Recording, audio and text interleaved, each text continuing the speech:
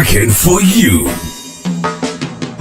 A weekly talk radio program which highlights developments of national interest and the activities of your St. Kitts Nevis government. Join host Roy Williams as he presents news, views, reports, and interviews about everything regarding the activities of the Team Unity government and the building of our communities and the development of St. Kitts Nevis. Tune in and call in to interact with your government and share your views regarding the upward forward development of your community and our beautiful Twin Island Federation. Working for you is weekly, every Wednesday live from 1:30 p.m. to 3 p.m. on ZIZ Radio, Win FM, and Sugar City FM with rebroadcast on participating stations. Working for you. Good afternoon and welcome to Working for You. Thank you very much for tuning in to today's program. Today I am joined by members or officials of the St. Kitts and Nevis Bureau of Standards. When you hear the word standards, they operate by standards. I have with me, I'm going to start at my left, Mr. Iron O'Dane, who is head of metrology. Welcome, Mr. O'Dane. Good afternoon. I have German Mike, who is head of standardization and air quality. Welcome, Mr. Mike. Good afternoon. I have Dr. Marcus Natter, who is science and research manager. Welcome. Thanks for having me. And VCS Sweeney, who is head of the microbiology department. So today we are going to be discussing a lot in terms of science and all of that sort of thing. Now, the St. Kitts and Nevis Bureau of Standards was officially established on the 8th day of March 1999 under the National Bureau of Standards Act number 7 of 1999, now the National Bureau of Standards Act Cap 23.15. The Act provides for the establishment of a Standard Council to administer the affairs of the Bureau under the Ministry of International Trade, Industry, Commerce, and Consumer Affairs. Just a little background to the St. Kitts and Nevis Bureau of Standards.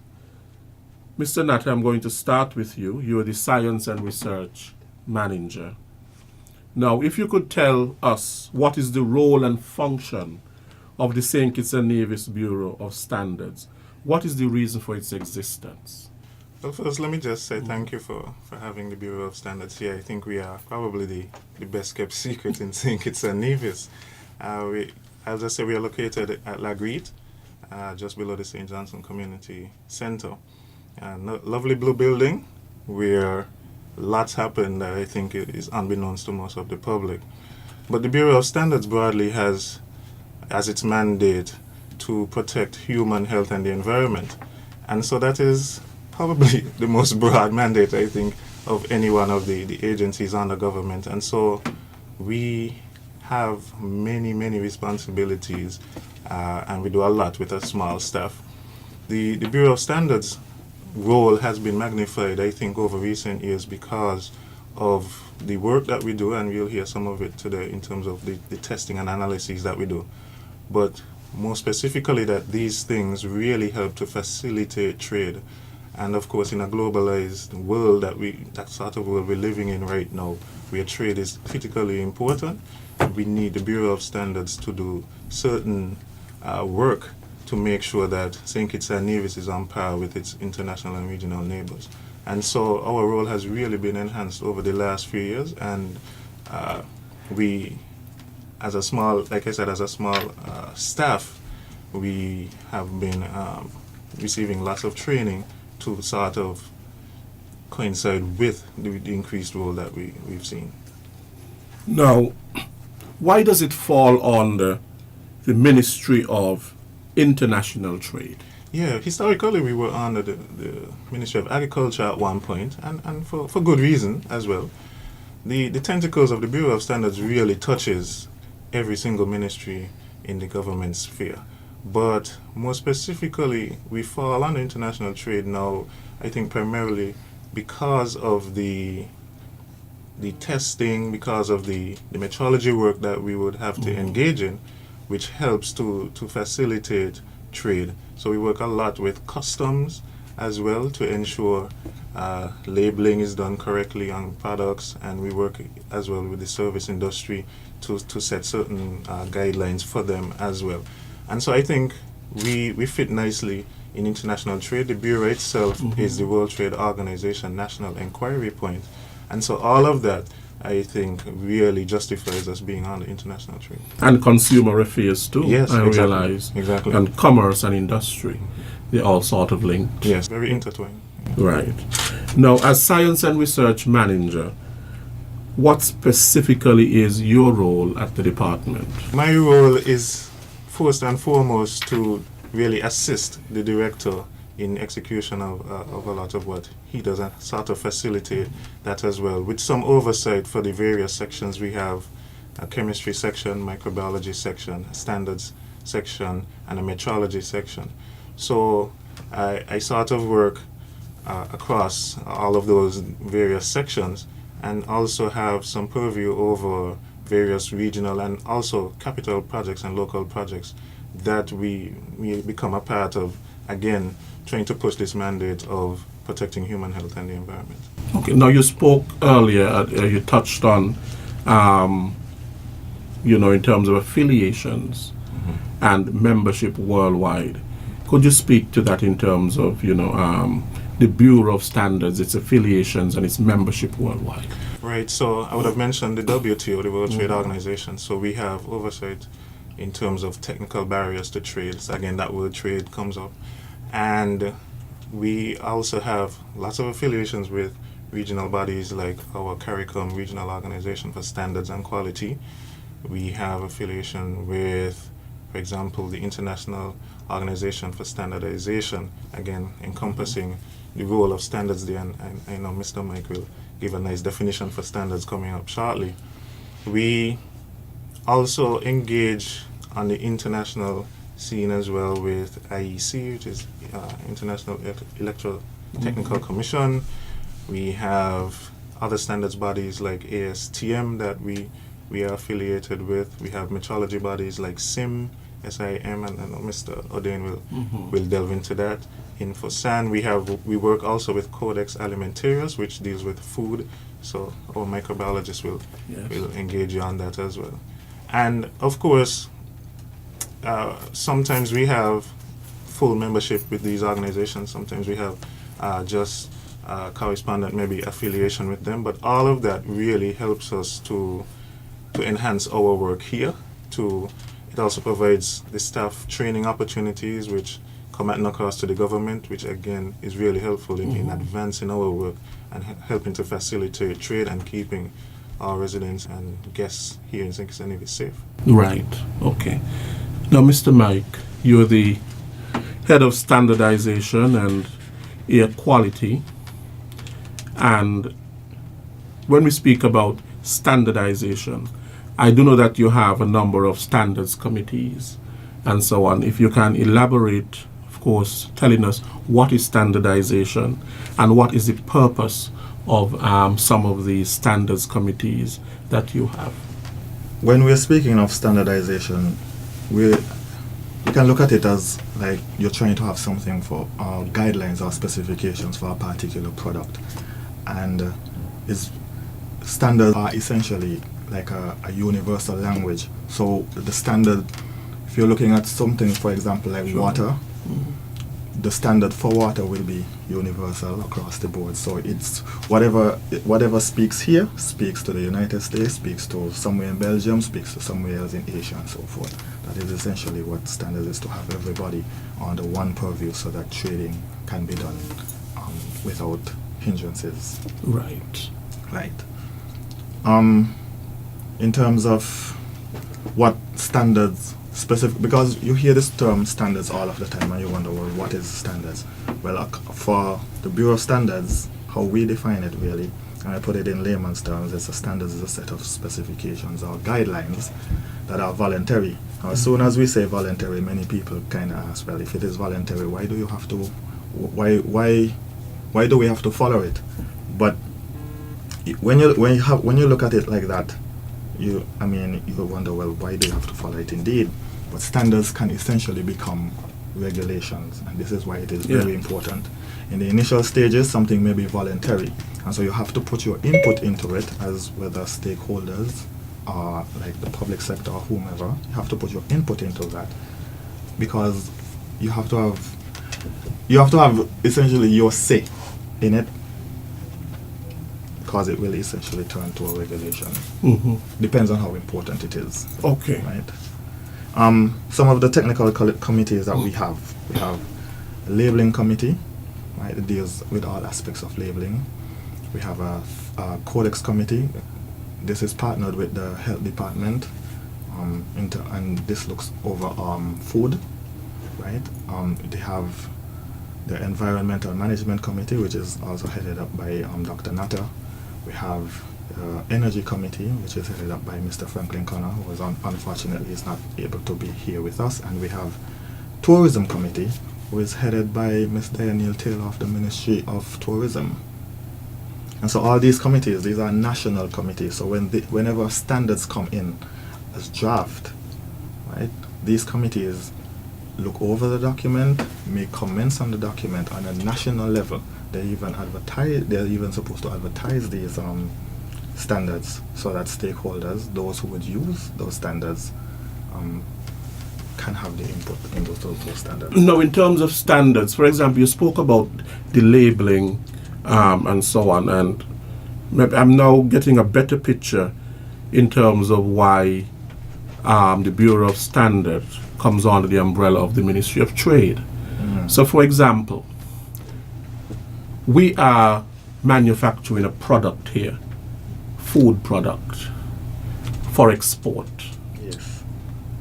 And so therefore we have to meet those international standards for export in terms of labeling, what are the ingredients in the food product and so on. But for example, we produce a lot of stuff for the local market as well. For example, I buy an orange juice or something that was produced locally and so on. There's no labeling on it. Yeah. There's no labeling. I don't know how much sugar in it. I don't know how much salt in it. I don't know how much, well, I don't know how much sugar in it because it'll be very sweet. But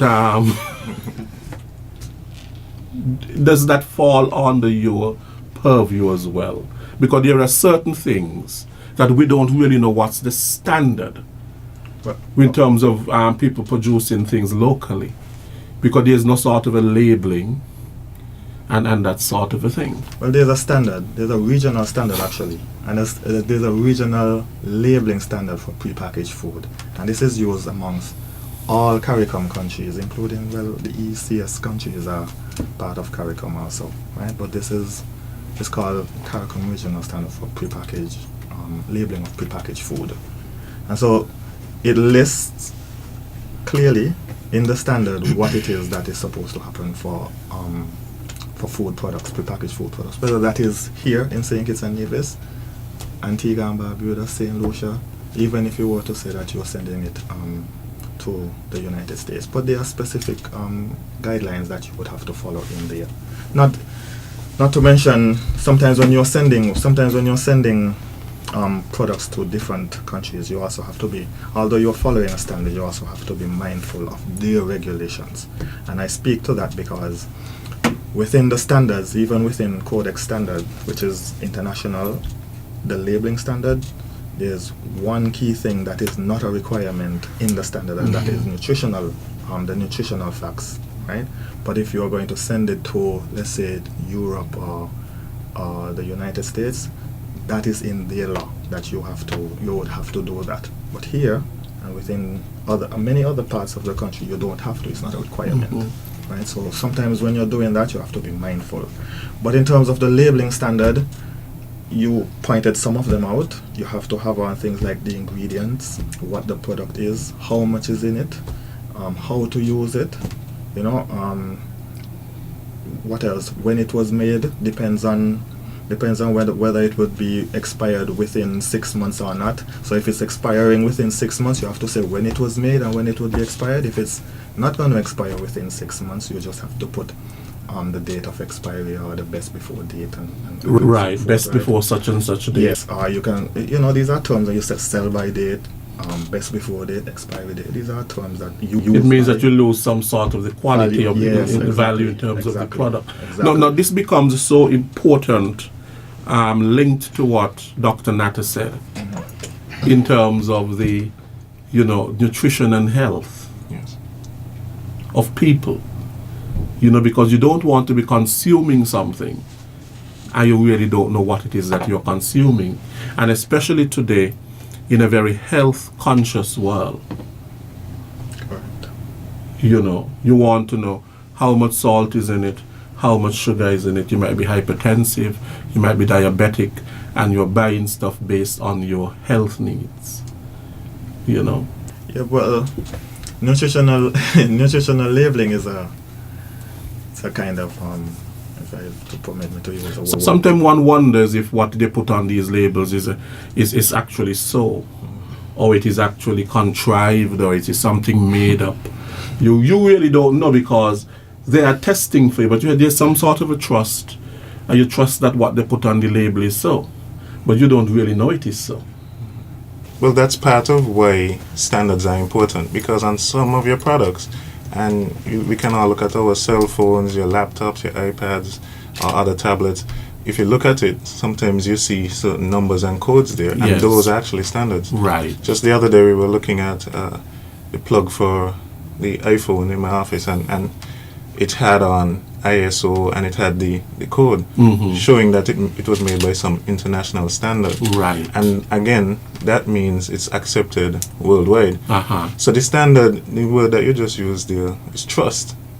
And when something is stamped with an international standard, the consumer now has that trust, and that this was made under certain specifications, as Mr. Yes. Mike said. Yes. And it was adhered to, it was tested appropriately, retested, etc. And now it is safe for you to use, or consumers, as Right. the case may be. And that's what we are responsible for, and we are trying to do, especially with bringing standards now from the international level to a national level here, where persons can now voluntarily come and adopt those Right. standards.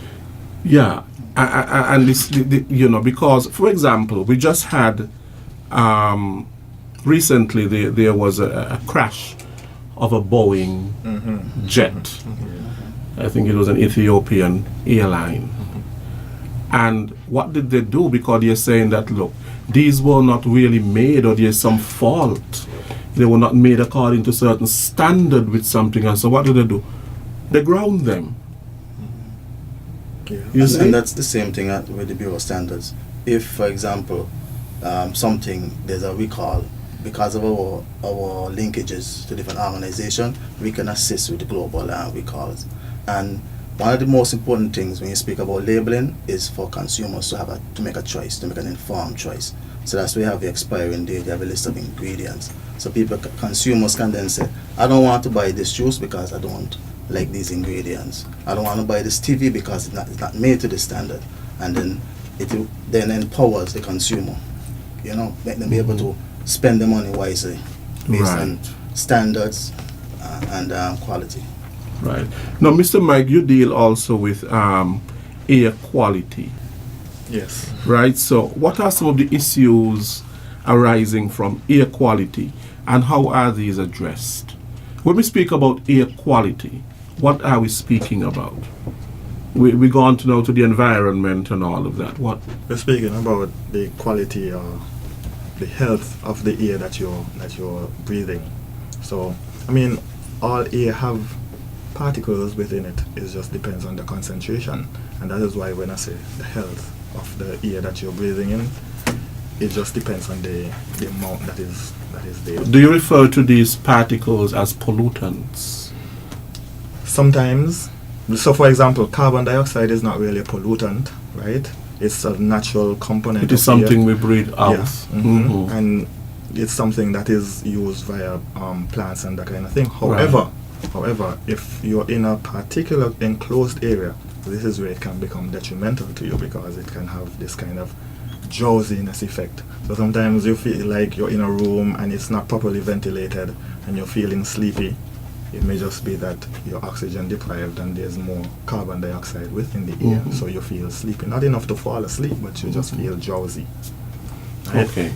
But there are others in the air that you would consider pollutants. For example, there's something that they call particulate matter. Right? It's very detrimental to the respiratory system. There's others like hydrogen sulfide and sulfur dioxide. These can be like they may come from the septic system unbeknownst to you, right? To the bathroom or whatever the case may be, and you can have there's also mold, which can have effects like drowsiness, sleep, coughing, headache, wheezing, and that kind of thing, right? Watery eyes and so forth. There's a number of other things. Right now, we do around 9 different gases, and we do also mold, identification of mold. So we don't only tell you that there's mold, we tell you what type of mold and what quantities of mold there are. And there's a standard also that can say how much mold is allowed for you to have proper air quality. So you do to testing, function. Yes, of testing course. for air quality, and obviously what you do is related to, for example, occupational safety and health. Yes, for sure. Yes. For sure. So we've heard here in St. Kitts and Nevis sometimes there are complaints of people getting sick in buildings, whether it be institutions, offices, and so on. Sometimes the allegation is that there is mold. People are being affected by it. So therefore, you would be called. Correct. And we would do a test over. Depends on what type of test it is.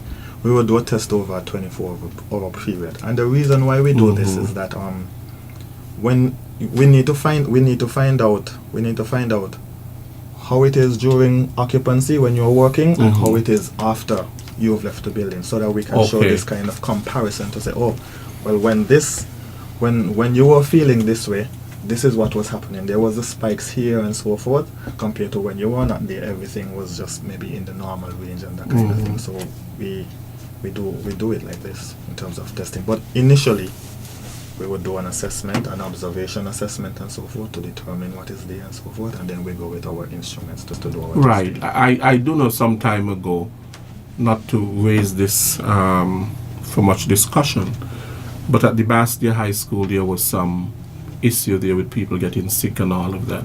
You were probably called, and I know there were some regional bodies that had to do testing. So it means then that they would have had to do testing of the air quality. Correct.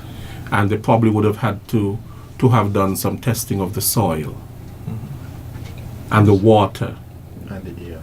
The water, air, and soil. So all of these things are testing that you do at the bureau to make sure that you don't have adverse effects to human health and animal health too. Right. Now, what are some of the regulations with respect to standardization?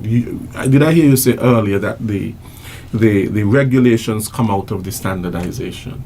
Yeah, regulations comes out of standard.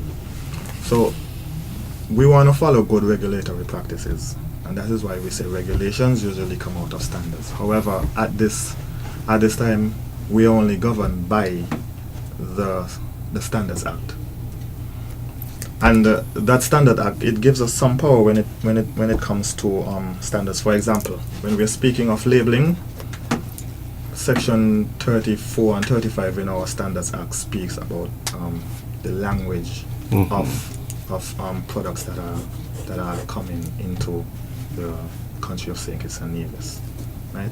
But what we are trying to do, what is in the works, under development, is the regulation for packaged water, and we say packaged water instead of bottled water because packaged water can come into many different forms. Sometimes it comes in like in Taiwan, it comes in cups.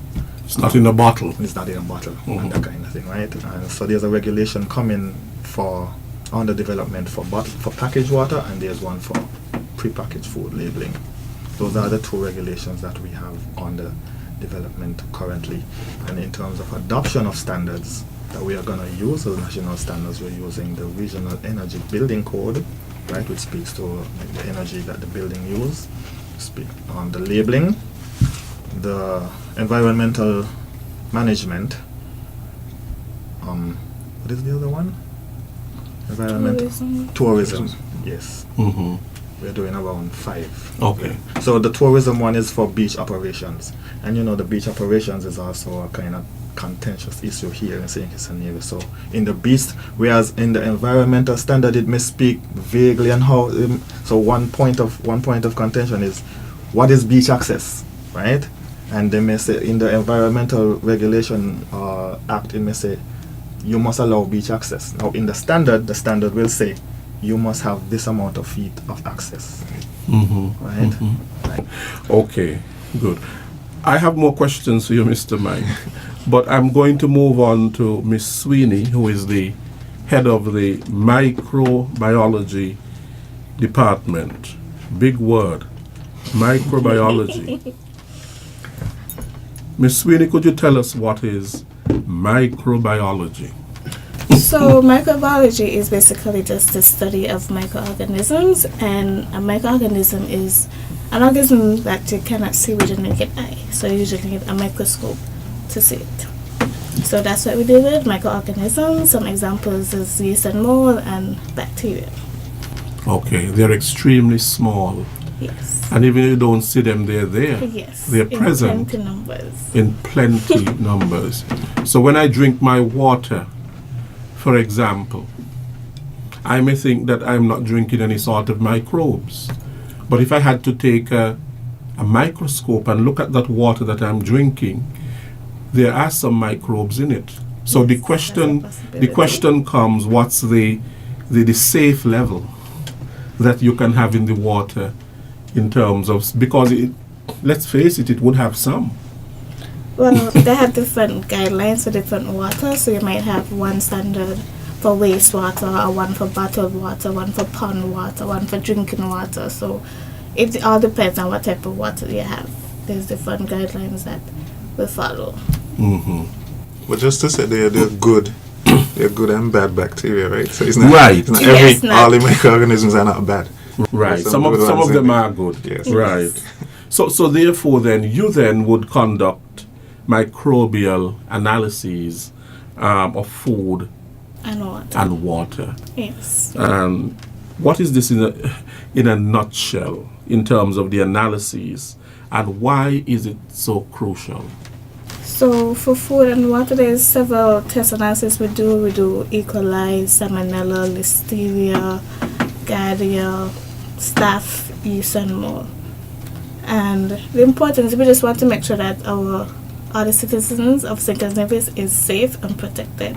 So we have this monthly program which is partnered with health, where we go out and test food outlets, make sure that the food is good, everything is up to standard, there is no food pathogens involved. And every quarterly we do our island-wide testing of the water. So the water is tested every month, but every 2 months the Bureau take up the role to test to the in-depth analysis of the water that's coming out of every area around the island. Right. Let me ask this. You know, most of our water is collected at a source, for example, in the mountain. Yes. That source, I would imagine, is protected. We Or will- should be protected. should be protected. We hope. Or should be protected.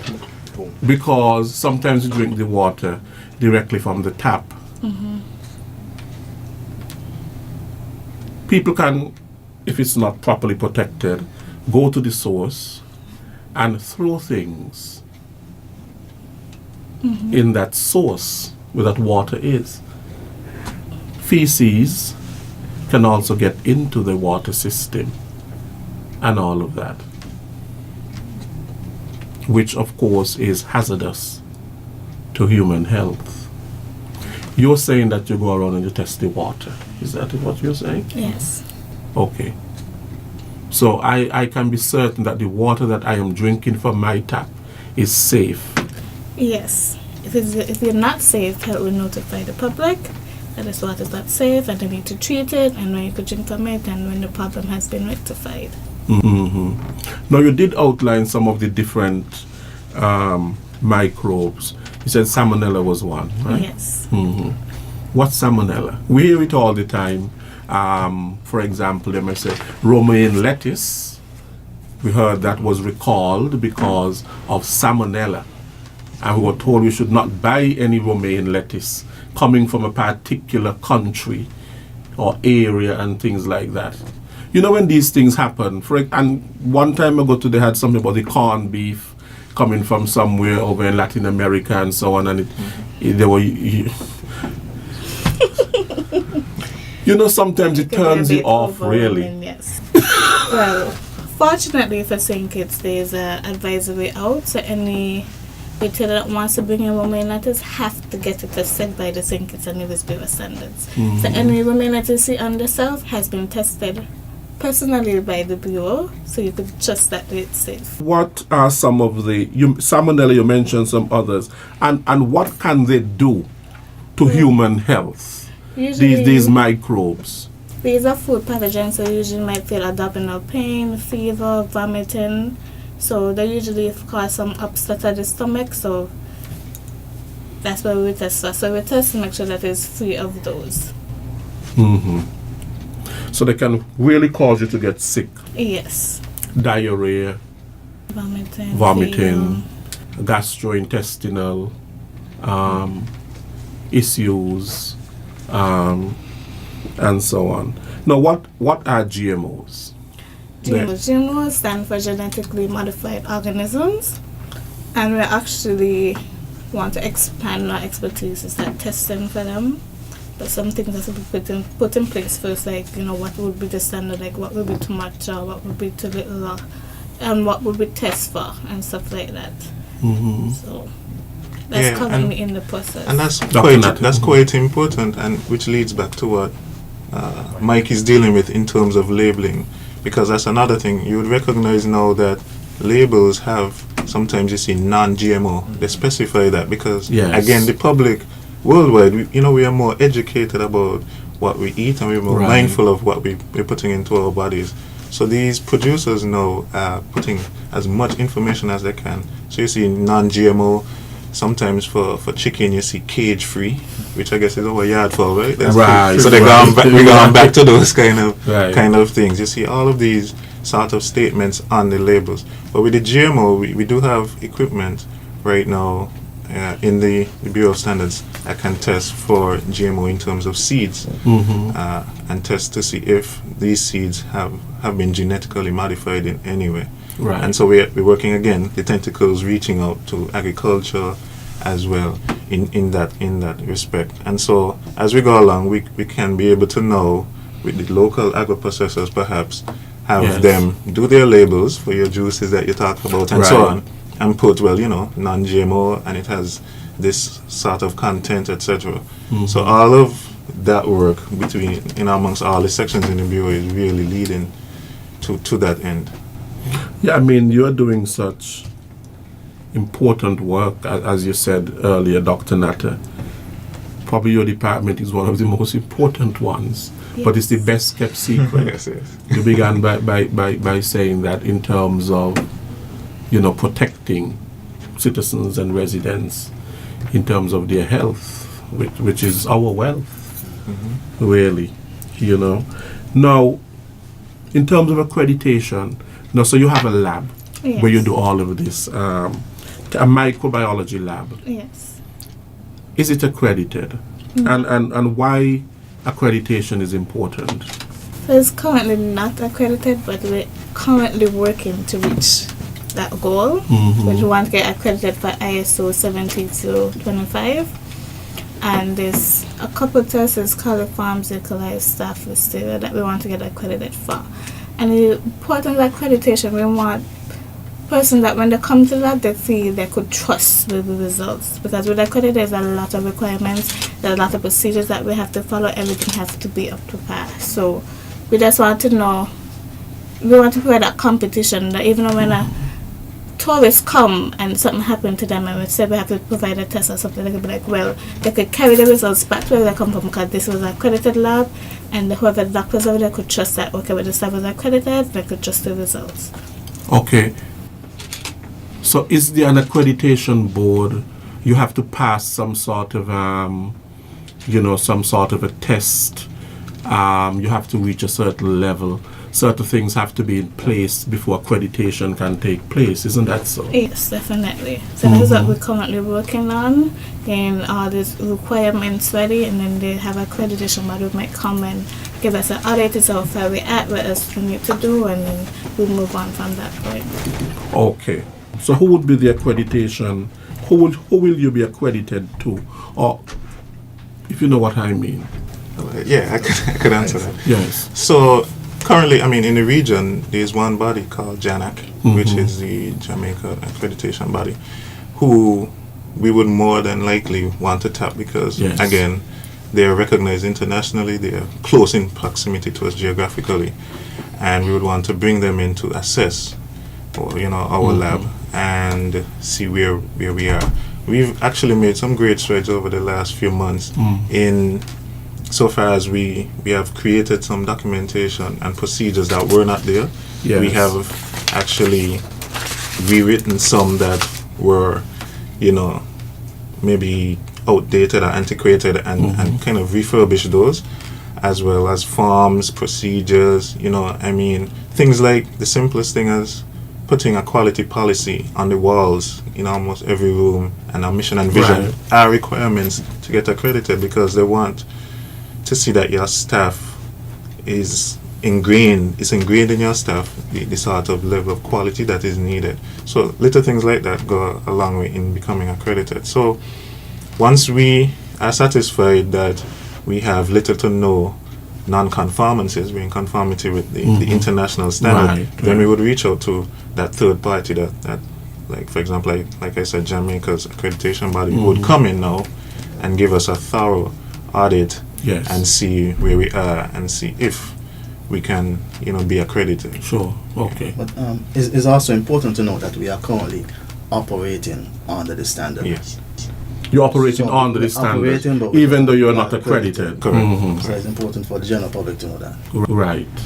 Because, sometimes you say you have schools that are accredited and schools are not accredited, and people warn you, they say you make sure you go to a school that is accredited, because you might have a degree and then you hear the school is not accredited and it's problems. Yes. You understand what I mean? So, now there is a certain international certification quality management system. Could you explain what that is? So we are working towards becoming certified to ISO 9001, which sets out the requirements for a quality management system. Again, it is what it says in the name. We want to be operating the bureau as a whole, not just the lab. The bureau is made up of, the lab is a portion of the bureau. And so we want the entire bureau system to be managed in a quality way, right? And ISO 9001 sets out all of these requirements. So again, we are working towards that.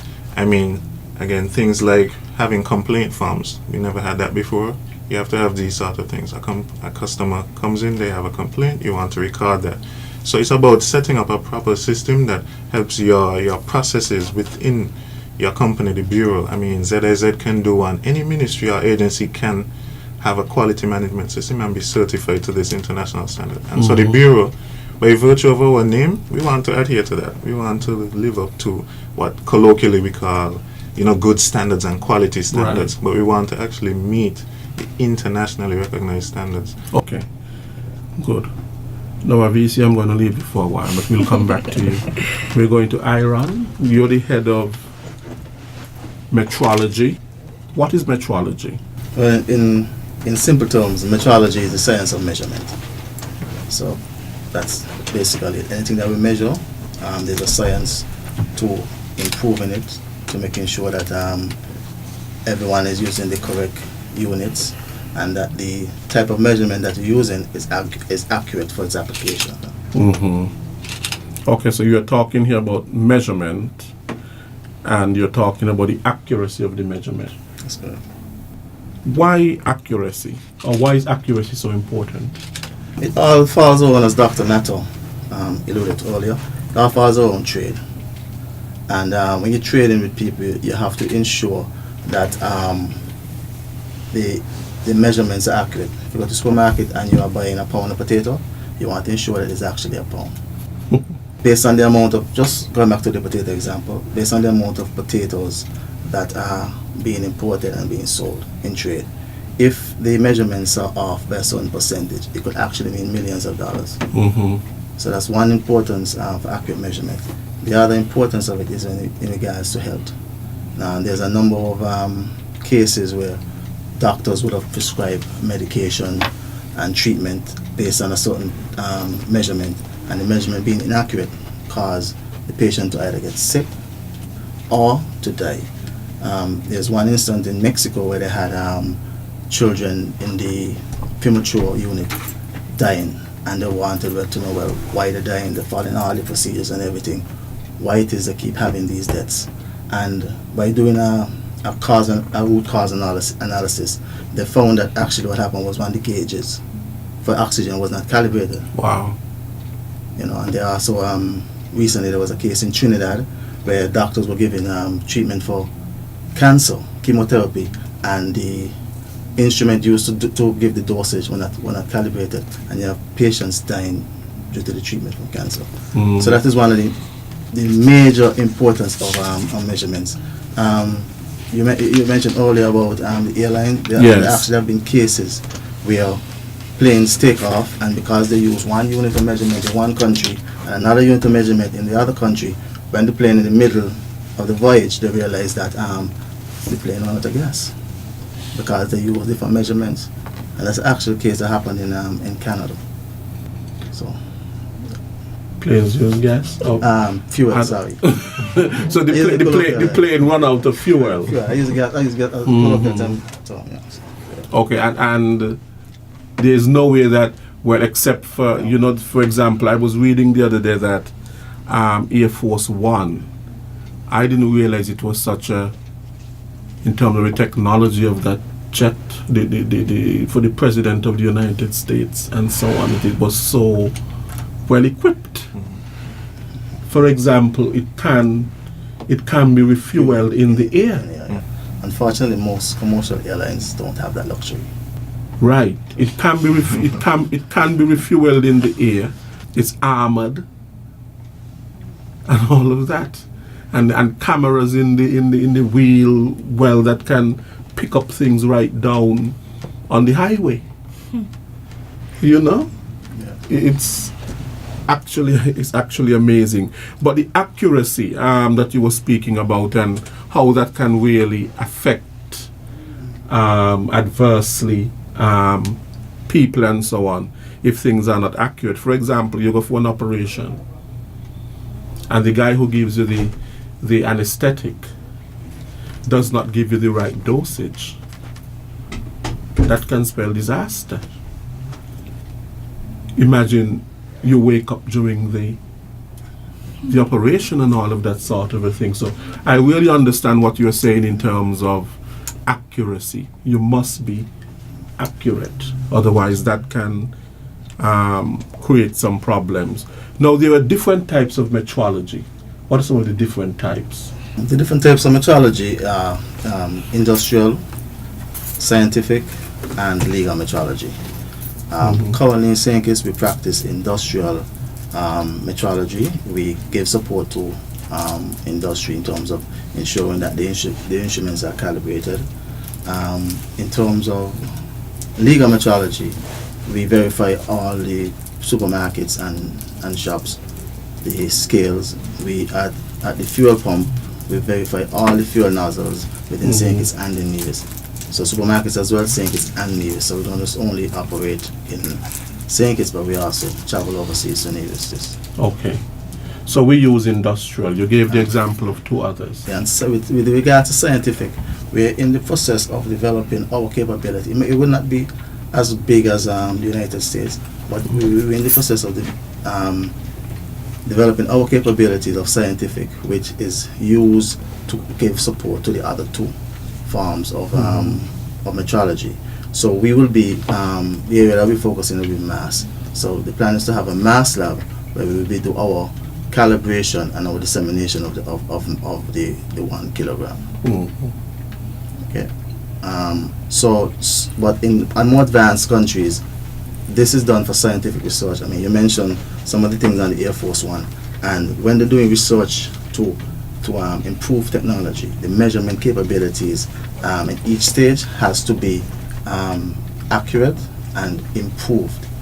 So you find there are actually now measurements down to the nanometer, that they're actually looking at that and the uncertainties also involved in actually measuring such small measurements. So that's it in a nutshell.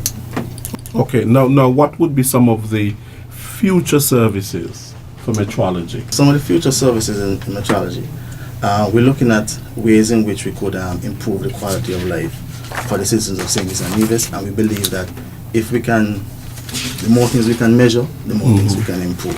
Right. So we're looking at, in terms of national security, to give support to the police department, in particularly when it comes to the breathalyzer, and if they decide to start using radar guns, we could offer that service. In terms of health, we plan to have a metrology and health program where we'll be engaging the doctors and the medical community and educating them on the importance of having the instruments calibrated. We're looking at for mass and temperature. So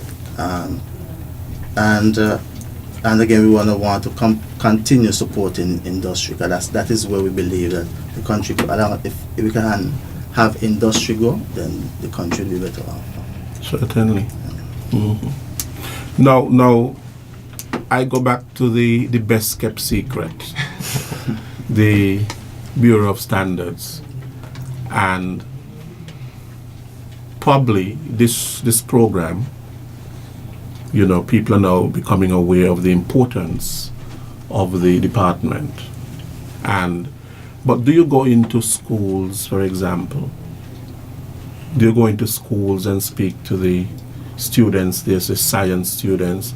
I know we have a very good science student, Avicia, from the college. We do that. We actually have had students come into the Bureau as well and actually see, because it's much better, especially in terms of the science labs, for students to gain a better appreciation for what their teacher is teaching them when they see things being done, when they can actually have a hands-on experience as well in an actual lab.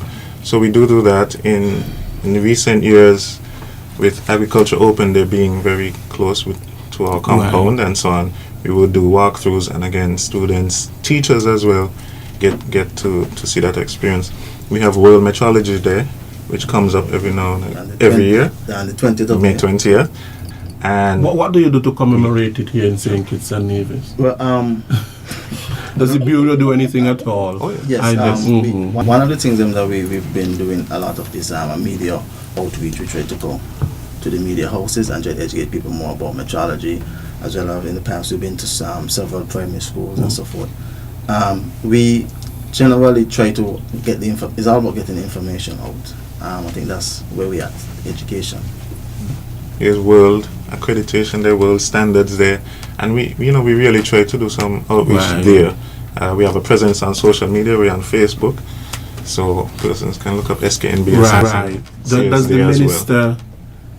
Does the Minister for International Trade make any sort of address on these? Definitely. We always try to ensure that the minister is apprised of the dates coming up. Of course, he is busy, he has a lot of dates to deal with. So we try to highlight these special days on our calendar, and we ensure that. I can't recall ever hearing any address. That is why I'm asking. We usually send out something, at least a press release. Yes, at least for sure. That's not an address. That's a different kind of. I mean, coming to the people on the radio, on the TV, and so on. Now, Mr. Mike you engage in several chemical analyses at the Bureau. What are some of the types of chemical analyses and the reasons for these analyses? Well, first let me say, I used to be in chemistry. Now I am in, standards and air quality and so forth. But my training is in chemistry. But the lead person for that is Mr. Connor. As I mentioned before, he's unable to be here, so I will speak on his behalf of that. Some of the chemical analyses that we do it on food, water, soil, and plants, right? So currently we're doing something called the soil fertility project with the Department of Agriculture, where we are mapping the fertility of the soil in St. Kitts and the Nevis. And so that will give, I suspect, I'm hoping that it will give rise to ensure that politicians and even those that are managing the soil can make better judgment, better decisions on how to use the soil, right, in terms of designate areas for agriculture, because they know that the profile of this the nutrient profile of this area compared to the nutrient profile of this area may not be so good, so housing can be done for this section. That is how it will go. That's interesting. In terms of water, we do the same bottled water, drinking water, just like well, Miss Sweeney, you would do the same different types of water. We also do the same different types of water, just on the chemical side, or the chemistry side of that. Yeah, and even the dialysis at the JNF, we do both microbiology and chemistry analysis on the dialysis machine, the water that passes through, to ensure that it's working correctly for when patients are attached to it. Oh, yes. Yeah, we also do heavy metals. I think it's important to mention that to the public. We have a lot of talk of lead in water, so we also test for things like lead, arsenic, and all these other metals that will cause significant health issues. So, or contamination, like soil contamination. If there's a spillage, like sewage spillage, sewage usually have because of everything that you're dumping into sewage treatment system. If there's some kind of sewage spillage, they would have those heavy metals, as Mr. Odin just mentioned. And so you can take samples of the area that was contaminated, whether that be soil or water, to ascertain whether there's heavy metals. And there's a standard for wastewater and that kind of. So you would, when you test, you will compare it to the standard to determine whether it was okay or it needs remediation. Suppose we have a lot of fish that is discovered on our shores dead. A lot of fish. Something must be killing them. Would your department have any involvement in terms of testing maybe the water or anything like that, the seawater? Of course, we can test the tissues of the fish, we can test the sediment of the sand, and we can test the water, surrounding waters that are there for whether it's heavy metals or anything microbial that may be there, right? Sometimes it can be. So, for example, if nitrogen is poisonous to certain fish, to fishes, if the water becomes too nitrogenous, so we can do that kind of testing if that happens. Okay. Within our capacity, at least within our capacity. Okay. So, you want to say something? I was just going to add that we could test the water for microbial to see what microorganism might be involved that might have killed the fishes. Okay. Now, to perform all of these tests and so on that you carry out at the Bureau, you must have very up-to-date equipment and methods and all of that to perform what you're doing. Yes. Could you speak to the type of equipment that you have? Is the equipment up to date and so on? Yeah, well, we have within the Caribbean. We may be one of the only people that have something that is called an ICP, right? And I mean, it's a long-winded name, inductively coupled plasma, but that's more scientific, so I'm not going to really go into too much of that. But we're one of the only Caribbean islands that have that equipment, and it's mostly done where Mr. Odein had alluded to, all of the heavy metals and, so on, right? We have something called an auto-analyzer, which also we do a lot of soil work, plant work on that. And the methods that we use are internationally recognized methods. So there's one in chemistry. I will let Avicia speak to the one in microbiology, but in chemistry, we use what we call the AOSC manual. This is a manual that is 2 volumes and very heavy, but it's filled with all types of international methods. So once we've quoted that method, it should be accepted anywhere. Now there are times where we may have to deviate, and we may do an EPA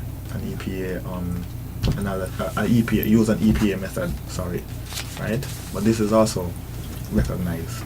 So we use internationally recognized methods to do our analysis. I would just say, we have a very small building, so when the public, after hearing and viewing this, comes and finds us, they will see we operate in a very small space. But in that small space, I'm sure we have over $2 million worth of equipment.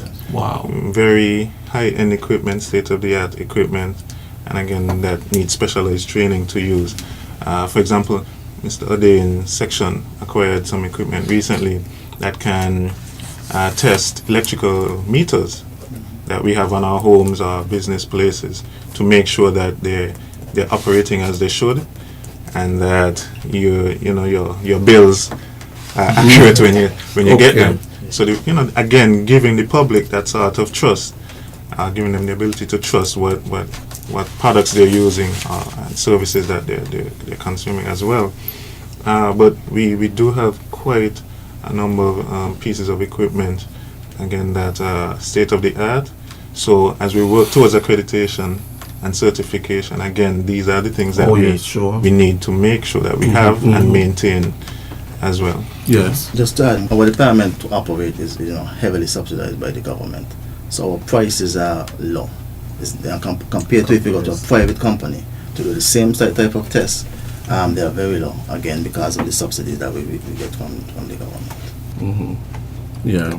So your equipment is basically top of the line and recognized equipment that you use, because you can't be using outdated equipment to do modern tests. It is just not compatible. As the scripture says, you can't really pour new wine into old wine skins, right? So, but what is the importance of these tests to the different areas, the various areas? What do you mean? Repeat the question again. The importance of your tests to you have different areas.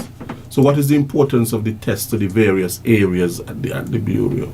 We alluded to maybe just a small percentage of the tests, right? I mean, chemistry alone has well over maybe 50 tests that they can actually do, from testing the pH of water right down to the heavy metals in water and so on. But I think, again, all of the work we do, whether it's chemistry, metrology, and so on, all of this is very much intertwined. And it's really not for the benefit of the Bureau, but rather for the general public, who, again, maybe don't recognize and see us as working in the shadows somewhere until something maybe major happens. I mean, we had a local recall here at one point with some water, and persons were thinking the Bureau was responsible. But the Bureau, we don't have the mandate to really shut down people and that sort of thing. But we provide the service where we are able to test. So you were able to test the water at that point? Right. And pass that on to the bodies like Ministry of Health, who can now take action from there. Right. So the government would have to take that sort of action. Correct. Through the various ministries. Correct. And so the work that we do, the testing, the analyses, the monitoring of indoor air quality and so on, all of that, correlates and now redounds to the benefit of us, because it's not just the members of the Bureau are also members and citizens of St. Kitts and Nevis. Of course. And so we also want to ensure that when we open our tap and drink water, it's safe and so on. So the work that we're doing is really, we're doing it to the benefit of everybody in St. Kitts and Nevis. Certainly. Just one thing, it also feeds into what is called a quality infrastructure. Yes. That basically is geared towards improving the quality of life for citizens and the visitors Of St. course. Kitts and Nevis. Of course. That's a very important point. Of course. Yes. Quality of life is important. The air quality, the water quality, the quality of the soil, and all of that is, we live longer. Yes. If we're breathing cleaner air and all of that, drinking cleaner water.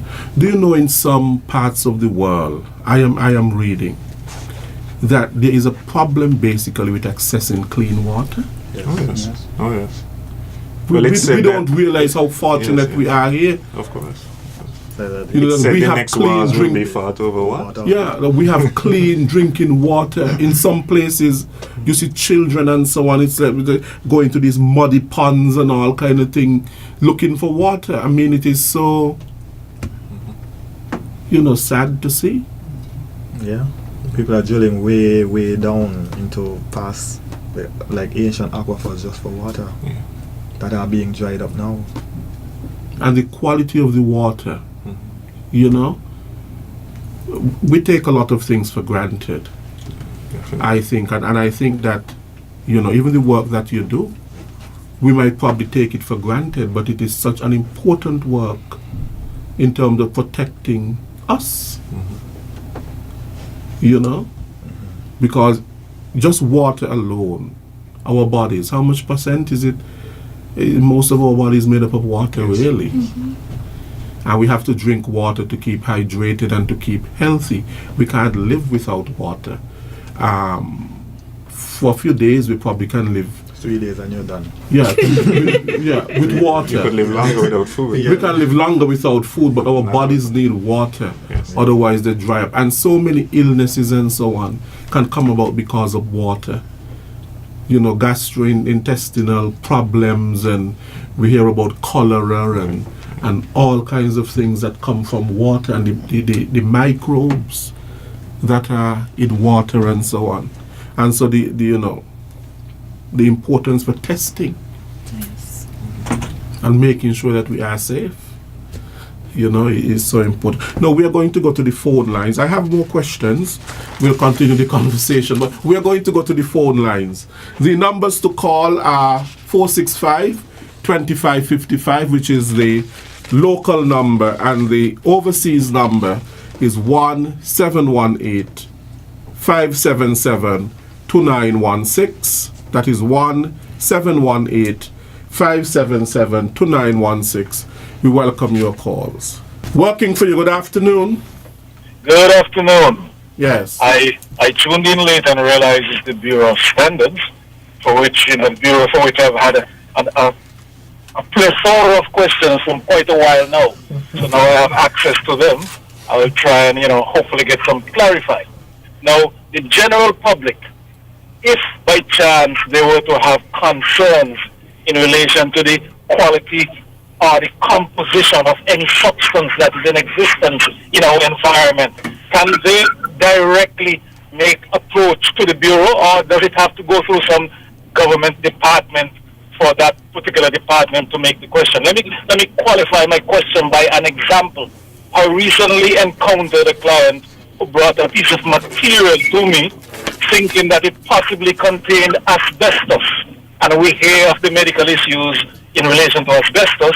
I personally could not have, by physical examination, determined whether it did or didn't. So I tried to get some assistance advice through the Bureau. And up to now, I haven't gotten any answers. So I'm wondering, what is the procedure? I'll listen off here. Thank you very much for your question. So we had a question there. Dr. Natty, you seem as you want to tackle it. Sure. I know he said a plethora of questions. So I was waiting. You're waiting for more. Waiting for more, actually. But the short answer is yes. The Bureau of Standards is open to the general public. Anybody can walk in and ask us any question. If you have some product or anything that you would like us to investigate, you can come and we will guide you accordingly. If we don't have the capability to actually analyze something, we will tell you and provide maybe some guidance thereafter. He mentioned that he brought something to the Bureau. I'm not sure who the person is, and I can't speak to what occurred there, but generally we really try to tackle any complaints, any issues persons bring to us in a timely manner as much as we can. And so I would advise him to please return to the Bureau, and we will surely try to get that issue resolved for him. But we're definitely open to the public. Mr. Mike. People need to understand, I mean, although we are a laboratory, people come in and they say, test this for what is it, tell me what is in it. And we cannot do the unknown, right? We can't just say, okay, this is in it, this is in it, everything. So the person has to provide some sort of information. Yes. In addition to that, we also, they may come and they may ask for certain analyses and tests that they want to do. We may not have that equipment. You know, no one lab can test for everything, right? Okay.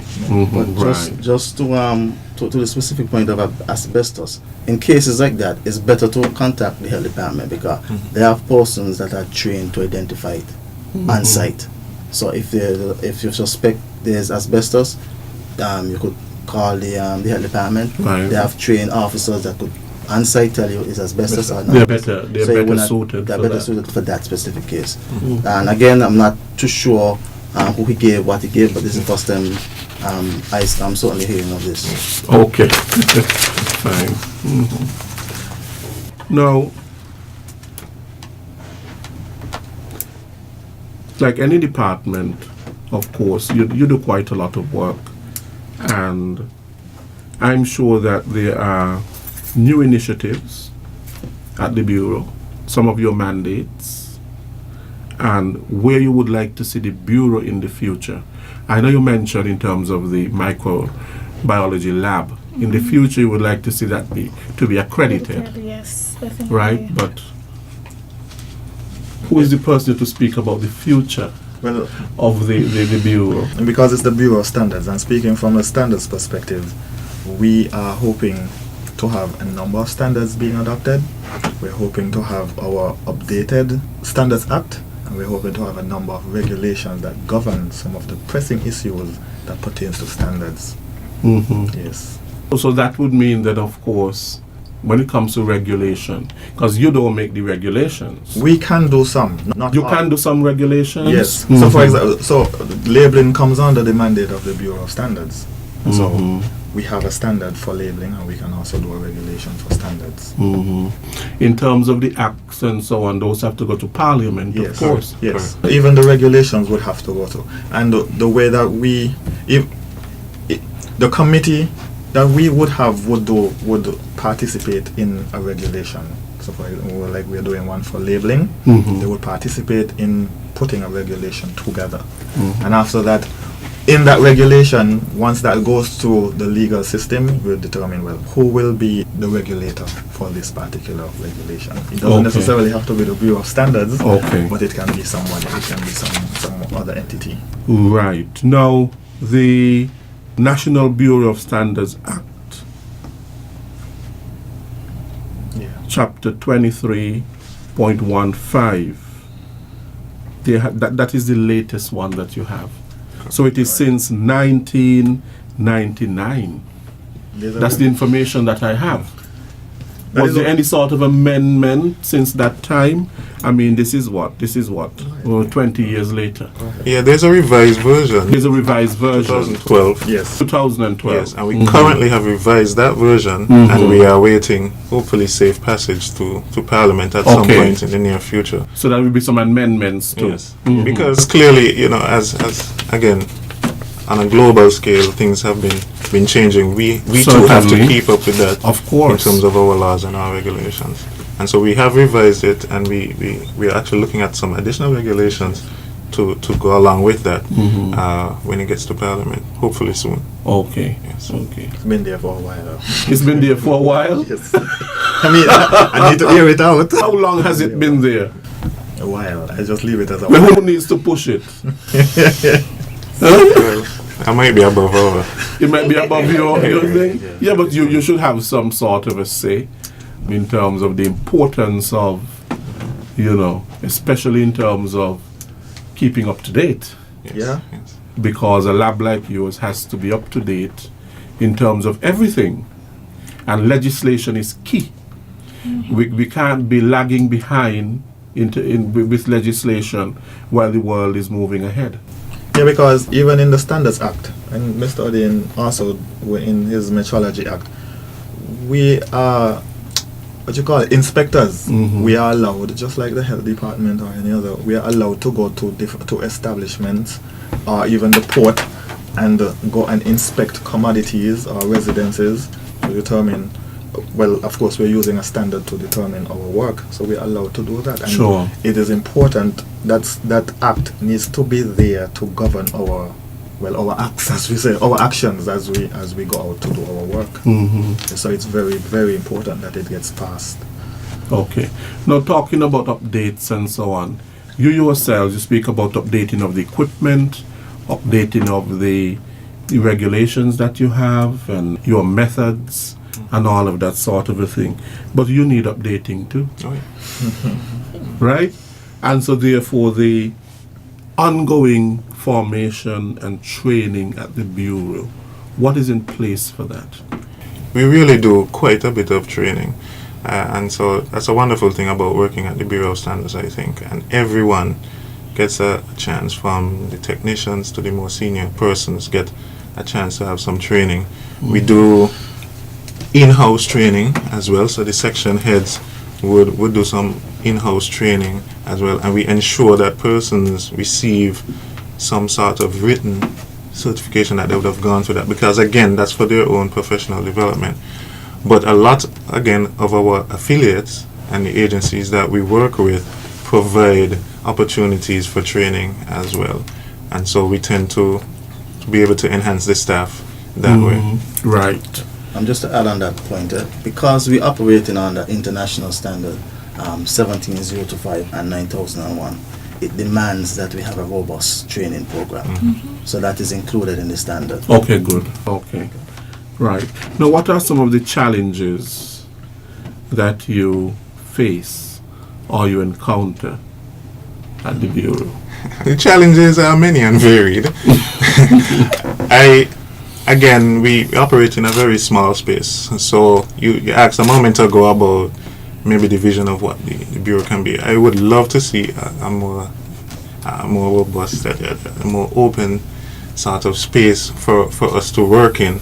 It's not maybe the ideal situation for the number of staff we have. The equipment, some of the equipment is so large, it takes up a whole room and Right. that sort of thing. So I would really like to see the A physical, bigger, yes, the physical infrastructure of the increase Bureau.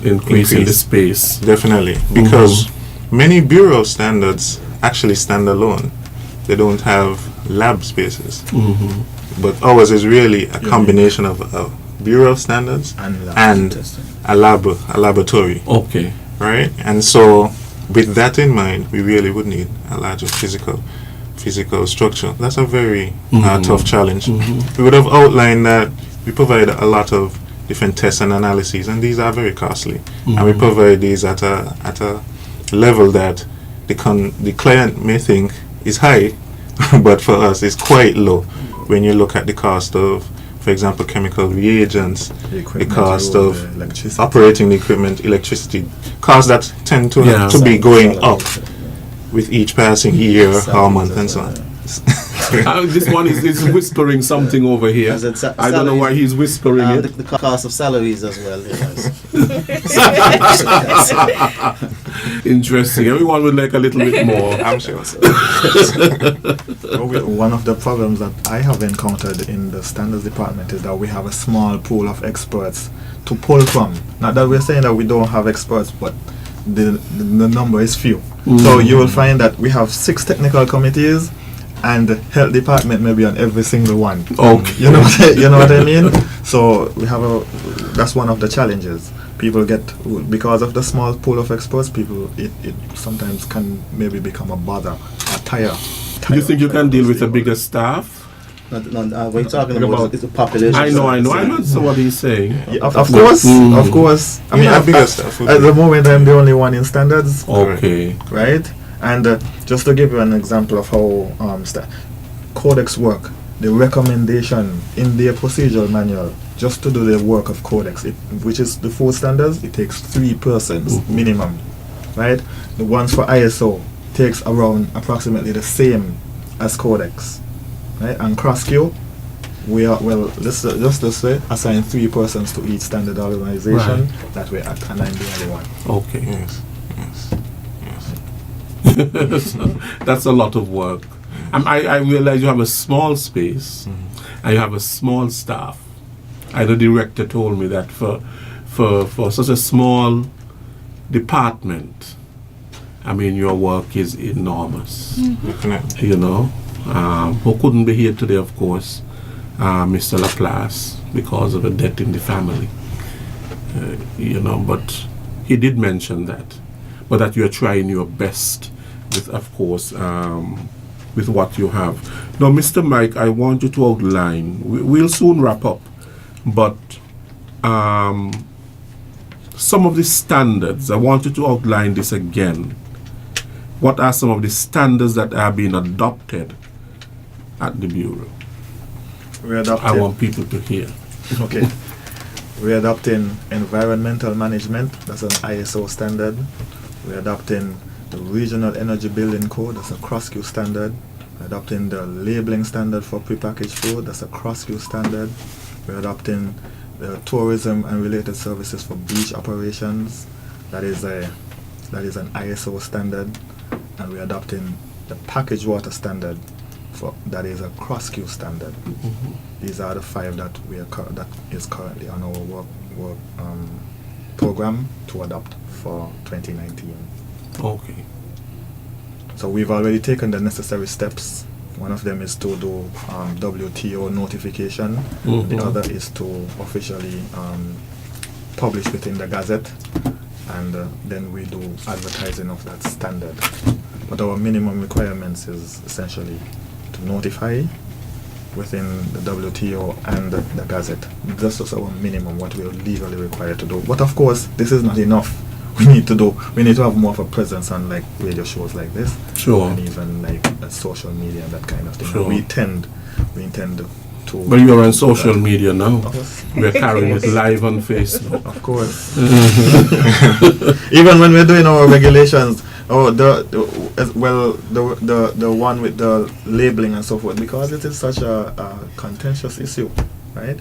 We may do something like a town hall, right? Because it is very, very important. People need to understand, or the powers that be, or the ones that are at the border and so forth, need to understand that the regulation is there to suppress products that are not just food, but products that are coming in that does not have on English on it. You need to understand that. Yeah, I have recalled going into, well, basically they're the only ones I see it with, the Chinese, and seeing products in their supermarket with only Chinese on it. What am I consuming? What are the ingredients? I don't know, I can't read Chinese. I don't mind it has Chinese and then you have English. As in some labels, you see Spanish and you see English, or you see English and you see French. Yes, that is for example. That is allowed. That is allowed. But it can't be all Chinese. It can't. And who decides? Is the Department of Consumer Affairs, because I mean, consumers have rights, and one of the rights is the right to know. And that is one of the reasons why the labeling standards are priority.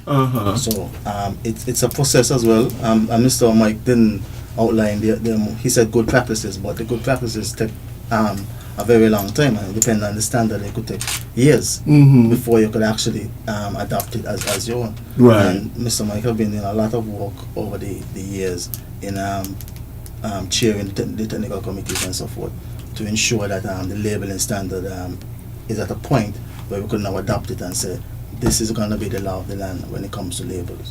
Right, so I would imagine that, for example, consumer affairs would go around and check certain things as well. So you're working hand in hand. Yes. Yes. They will go around perhaps and do random checks to really find out, look, is Mr.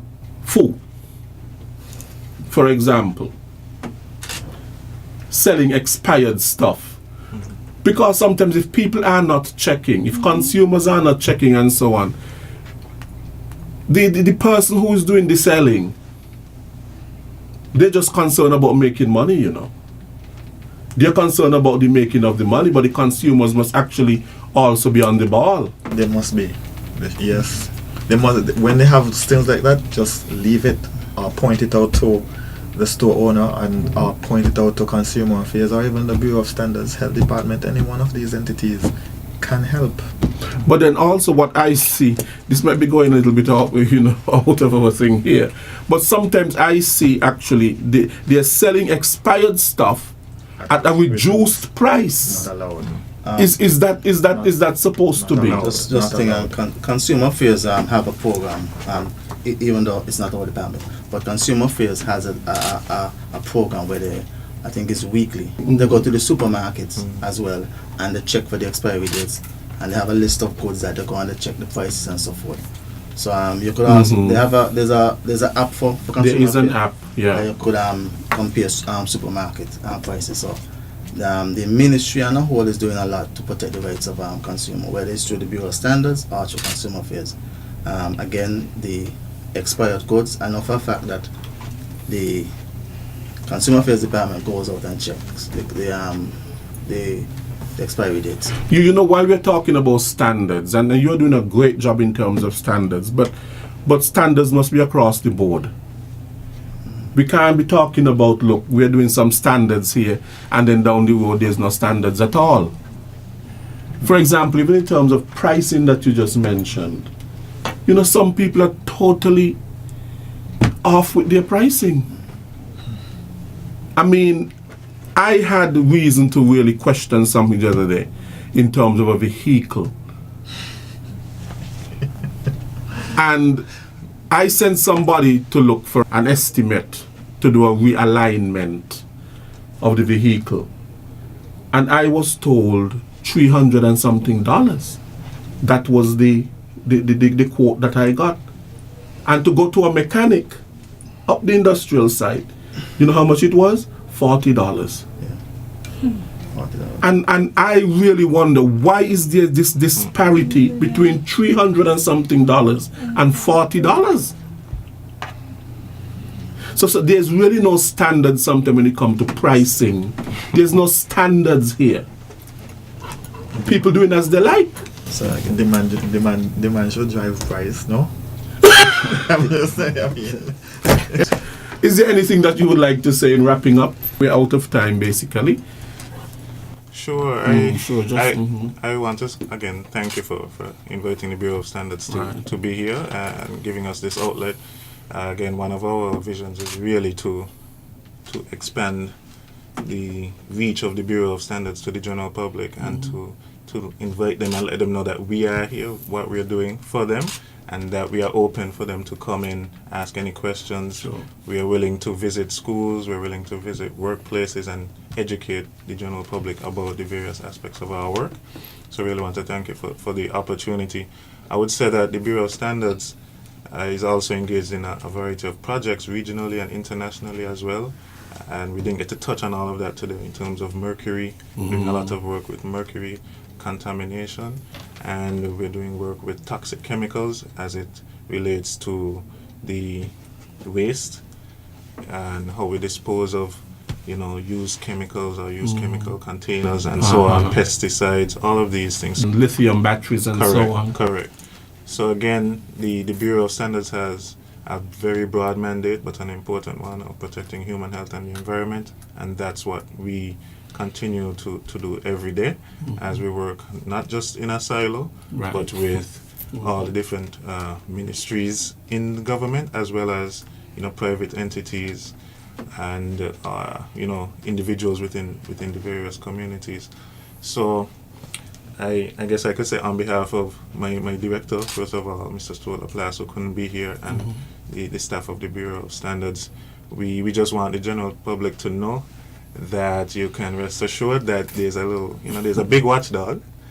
We work out of a small building in Lagreed, but it's a big watchdog that is really looking at your best interests in terms of your health, the environment, and ensuring that, all of us, because all of us are consumers, that we lead a good quality of life here in St. Kitts and Nevis. Right. Avicia, would you like to say anything? Well, I thought we'd have more questions. I just want anybody else. You wanted more questions?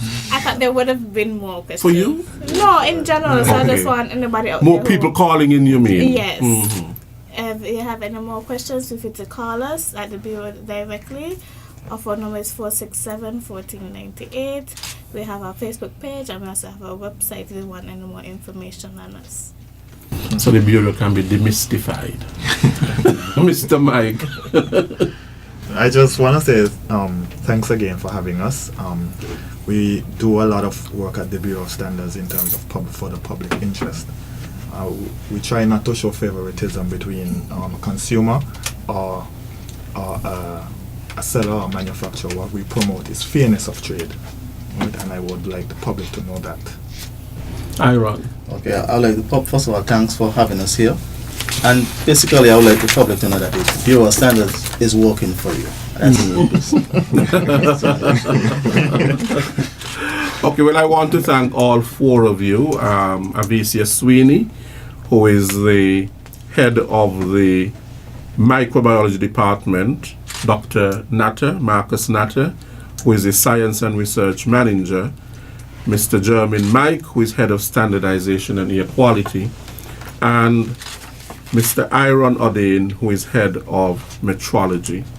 I thank all of you for coming on today's program and for demystifying, taking away the mystery so much of one of the best kept secrets, the department of the St. Kitts and Nevis Bureau of Standards that is doing such an important work in terms of the word that you use, of course, the watchdog, in terms of our health and our safety and the standards when it comes to food and water and the air and the soil and all of that sort of a thing, which is so critical to all of us here in St. Kitts and Nevis. So, thank you so much.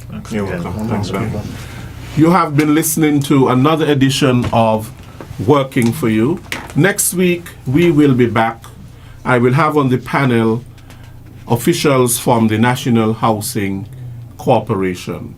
For those of you who listened to today's program, and those of you who called in with your question, we appreciate you every week.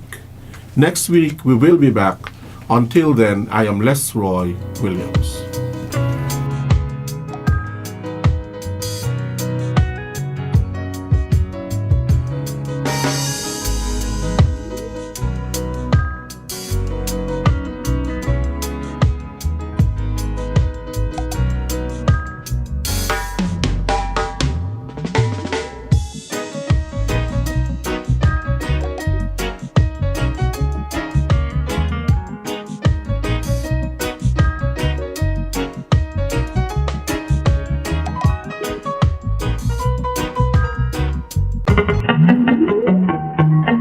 Working for you.